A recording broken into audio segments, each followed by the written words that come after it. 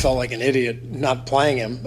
But in a 40-minute game, you can't play more than 10. You really can't. Hello, ladies and gentlemen. Welcome back to another episode of Shooting for the Stars podcast with your one and only host, Cameron Williams. And I understand that I know it's been a little bit of a while since I had a video out. Family matters going on, but I am back now. That's neither here or there. And as we all know, Team USA this Wednesday defeated South Sudan 103 to 86 to advance to 2-0. And they keep going forward in their group play. And as we all know, the guys that led the way, Bam Adebayo with 18 points, seven rebounds, had about 2 blocks in 21 minutes. LeBron James with 12 points, 5 rebounds, and Jason Tatum started the game and also had 4 points. And really, I really don't know what the name of the title of this video. I just know it's going to be something about Steve Kerr. I know it's going to be about Steve Kerr. And nothing bad at all. Only thing that matters is that, that we're winning. But as I get into it, I'm going to be getting into our country's quest for gold. And as we all know, we are set to play Puerto Rico Saturday. That will be the final game of group play. Well, really tomorrow. Tomorrow, and it will start at 11:15 Eastern time. So be prepared for that. For those who think wants to see us beat up on Puerto Rico, so it's gonna be all fun to see. Steve Kerr made the decision against Serbia to, as we all know, bench Jason Tatum, and then gonna come out of nowhere and then bench Joel Embiid and then start Jason Tatum. And why did he start Jason Tatum? Because he know he shouldn't have did that. He shouldn't have did that to begin with in the first game. Let's just be honest. It's 12 guys on this team, and they're gonna use that excuse. What did Steve Kerr say? They're gonna use talk about it's hard to play 10 guys, and it shouldn't be hard to play 10 guys. Dude, you're a 4-time NBA champion as a head coach, won as a player. Steve Kerr is one of the greatest coaches of all time. Make no mistake about it. I always say he's top 5, top 6 for me, all-time coaches. Make no mistake about it. He's changed the game. He brought along when he came along with them inverted screens and stuff. It made life hell on defenses. Make no mistake about it. But man, you can't find minutes for Jason Tatum. And I understand it. And don't get me wrong, Jason Tatum, like I said, I know he didn't play the best either against South Sudan. 17 minutes and 4 points, did stuff like this. Tatum open corner, and he missed it. Absolutely can't happen. Absolutely can't happen. But man, it's Jason Tatum. And I'm not even trying to sound like one of those guys. The dude has won All NBA first team the last 3 years. He's been All NBA first team 3 consecutive years. He's a 27 point per game scorer. Y'all see where I'm coming from? A 5-time All-Star. And I understand, and like I said, Steve Kerr, he's saying the right things, like what he said. It's about it's about making sacrifices, and it's about the quest for win for gold. And we have a lot of talent on this team, and I understand it is a lot of talent on this team. You have LeBron James, we have Kevin Durant, who just came back, who by the way killed it in his first game. Like I said, Kevin Durant might be the greatest Olympian basketball player of all time. More discovery to be done on that, but it's a lot of talent on this Team USA team. And one thing I will say is that and here's the thing we're calling out.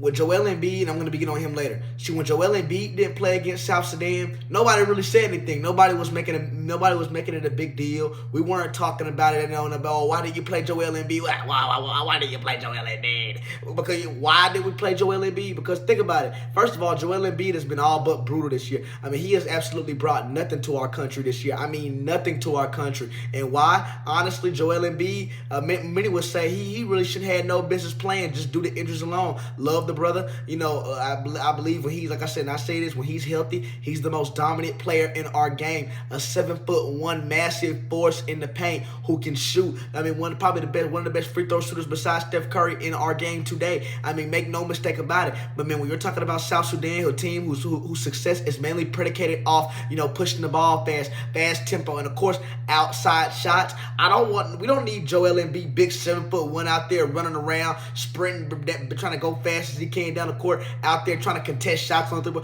Why? Because like I said, dude, let's keep it honest now. Let's just be honest about it. Joel Embiid, you've been injured quite. You've been. Hey, matter of fact, who remembers when Joel Embiid first came into the league? Joel Embiid started off his first 2 seasons of his career here injured. I mean, heck, dude had foot problems, had back problems. I mean, dude had problems with his face, with his eye twitching. Like I said, anybody that's injury prone should not be playing. And honestly, and not forget the injuries. Another reason why I don't think, and I don't know if it's because he's still a little bit lingering or something from the season, but I mean, like I said, when you're just talking about looking at on the floor, basketball wise, of why Joel Embiid not only should be benched, but also has no business. I mean, no business starting. I mean, he should have been put out that starting lineup. Have you not seen how Anthony Davis has been playing? I mean, Anthony Davis has been on a tear. And matter of fact, I know we've been seeing a lot of stuff and a lot of comparisons going around and stuff between the way how LeBron James and Anthony Davis is looking right now. Does this let us know? Is this a farther indicator of that the championship window is still open, that those two are still arguably the best duo of all time? Because I mean, like I said, and for those people that think that, let's stop it. That's nonsense. Like I said, it's 10 games to win gold. In the NBA, to get to the championship, you gotta go through an 82-game season. And then if you get fortunate to get in the postseason, you gotta win 16 games to get to the finals. So to win the finals. So like I said, it's tough, especially when you're 40 years old and your running mate is 32. But that's neither here nor there. But Steve Kerr, what are you doing? And then what are you gonna do? He already announced the lineup. She's gonna go back to the exact same starting 5 for their next game against Puerto Rico, just like he did the same 5 against Serbia, like for this week against Puerto Rico, with Drew Holiday, LeBron James, Stephen Curry, and Joel Embiid. I mean, like I said, it's Team USA. I mean, the most dominant team ever. Like I said, who cares as long as we win gold? But, man, I mean, he's starting a lot of controversy with this team. And when you look at the landscape of things, it's been a whole lot of controversy starting off literally before the season started, before we kicked off the Olympics. Think about what Kawhi Leonard literally withdrawing right before the Olympic play, okay? You got the controversy with Derek White being picked over Jaylen Brown for Kawhi Leonard's replacement. Now you got Joel Embiid. What the heck is wrong with him? He doesn't even look like a former MVP runner no more. I mean, at all. And then we got others questioning what is Steve Kerr doing with these rotations. And like I said, Steve Kerr, if you find it so hard to find minutes, like I said, y'all were blowing them out by 26 points. I mean, you can't find minutes for JT. I mean, what? I mean, come on now. Like this is madness. I mean, it's absolutely madness. I mean, seriously. I mean, you said, did LeBron have to play 27 minutes in a 26-point lead? We had a 26-point lead. He didn't have to play 27 minutes. Like I said, and I understand it's the big 3 last run. We're never going to see these 3 on an Olympic stage again between LeBron James, Steph Curry, and Kevin Durant. But God, dog, man, you mean to tell me it's 10 guys who I'd rather play, who I'm playing, who I believe feel like that's better than Jason Tatum, who I'd rather have over Jason Tatum? I know you can't be telling me that. I mean, I know you can't be telling me that.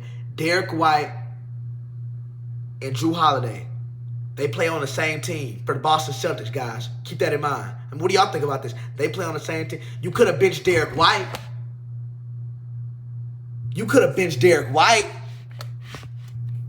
I mean, you could have been, but you pulled that mess with Jason Tatum.